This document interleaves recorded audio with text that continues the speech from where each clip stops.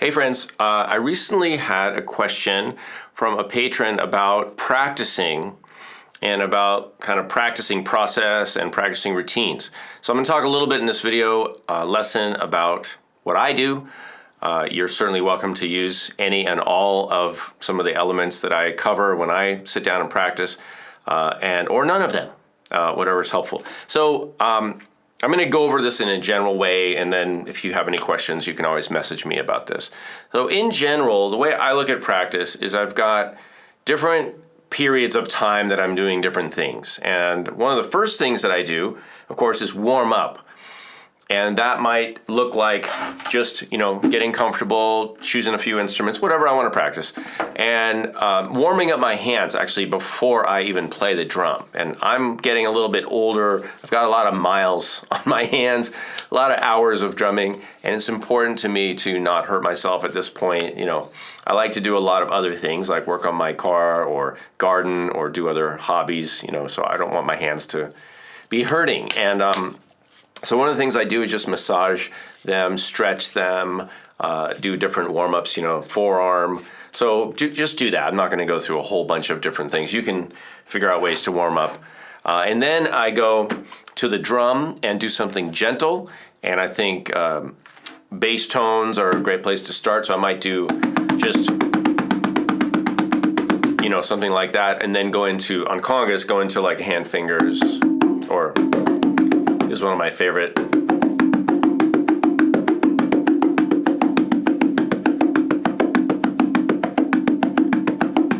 Something like that, and then combining tones. Let me turn this mic down a little so I'm not blasting. And then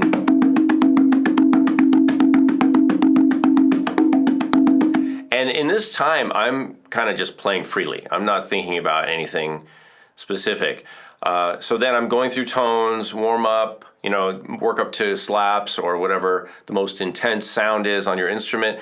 Then I will go to practicing. And, I've said this before and I'll say it again. I want you guys to play with a metronome or a click or a backing track. So I just happen to have one pulled up here. This one is in the Roomba series. I did another video on this, but some track like this.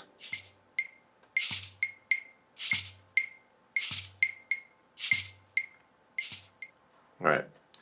I'm not going to play with that right now because I don't have my earbuds in, but something that is keeping the beat. It could be music, although I usually leave the kind of jamming music part to the end of practice. So now we're sort of in the first part of the middle. And that is structured with rhythm, with some sort of structure. So it could be a beat, metronome, a song, anything that gives me a little platform or a little container and a structure within which I can drop rhythms and beats and techniques. And in that way, I might work on something really specific, like the tumbao, just keeping a beat.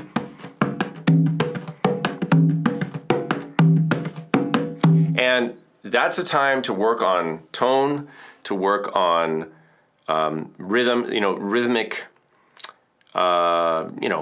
precision. Work on your timing, work on your touch.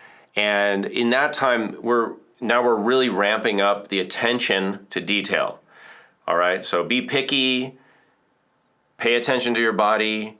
If you're working on something like djembe, which is a symmetrical technique, then that's the time you want to look at your tones, balance the sound between your hands. It's often the case, especially with novices or even intermediate players, that your tones are not the same between your hands, across your hands, right? Different. Our hands are different. So you can work on balancing tones. You can work on differentiating. I'm working with a lot of my private students on differentiation of tones between open and slap. Again, I don't want to blast the microphone, but so that when you do a tone, it's always a tone, and the slap is a slap. And those are the two that usually get kind of blended into what? Slones and taps. But that's the time to be picky and hone in and pay attention, really work on that. Then, so done with that. whatever techniques you want to work on. Maybe you're working on a certain rhythm. Then start to move back into more of the fun jamming area where I would put on music or, again, like a play along track. And then I'm going to use the thing that I've been trying to dial in a musical way. And at first I might do it in a traditional music setting, like I'm trying to play this style, so I want to play this rhythm, but I want to play it in time, maybe to a recording. And then I'm listening to the recording. You guys, you need to listen to music. If you're working on drumming, don't do it in a vacuum or, like don't be in your own bubble. All right. Drumming is a culture. It is a community. Learn about the drumming music. You've got to at least have a few favorite percussionists and drummers and be able to kind of converse about the craft. All right. There's a history. There's a community, there's people, who are the people doing what are they doing, what's the sound? And so that takes research and listening. And I can give you, I've been giving you pointers, like I just recently did that feature on Tataouines, but there's so many amazing musicians from all over, all right? That's why we're having the percussion hangs, that's why I'm constantly like saying, hey, check this out, because it is a big world and you need to do your own exploration. For a lot of that, which means at least get the music, download it, listen to it. That's another piece of this whole big practicing picture, which is you can be practicing away from the instrument by listening to music in your home, in your car, outside, wherever you listen to music. But back to the practicing routine, I would be then playing to some different music, and that can be with that structure, with that technique or goal, and then towards the end of the practice, I would move away from that again, back to something very open. And to me, this is an important component of practicing, which is I try to get completely away from the traditional stuff or whatever techniques, and then I just experiment.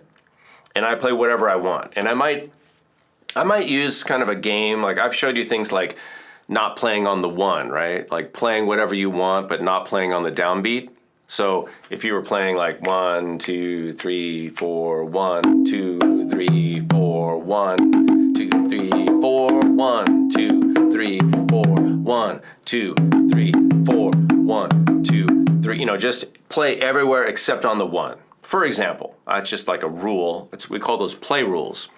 And if you get some stuff like that, you can have a lot of fun experimenting and playing, just making up whatever, and just jam, because it's important.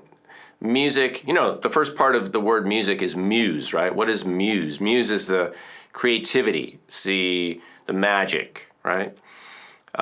In music. So you can amuse yourself with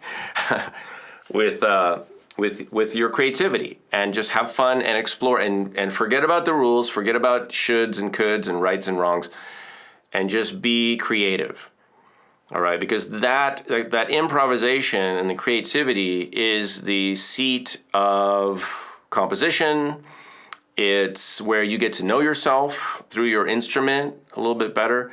And it's also important, I think, to free yourself from the judge in your mind, or whoever he or she is sitting, maybe on your shoulder, that's looking down at everything you're doing, saying, oh, that's not right, that's not very good, that's not good enough, Get away from that chatter and just go back to, here's what you can do. I hope you're all familiar with how children play, right?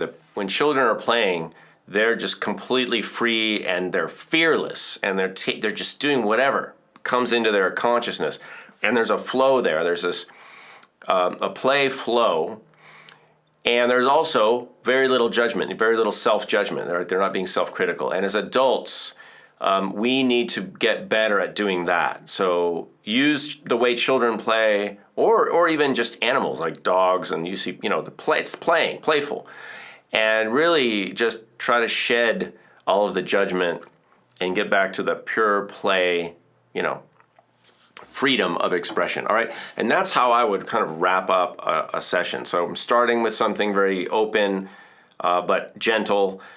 Moving into something a little more formal, analytical, work on it, then contextualize it in music, and then start to maybe solo, experiment, and then end with something just weird and funky and different, all right? And then if you want, you can always review anything in a session, but that would be like for me maybe a 30, 45 hour long practice session. And if you can't do it all at once, just break it up throughout the day. All right, so I hope that's helpful. If you have anything to add, this will be in a post. You can add it in the comments, but that's what I have for you in this video. I hope it's helpful, and I'll see you all soon. Thanks for being a patron.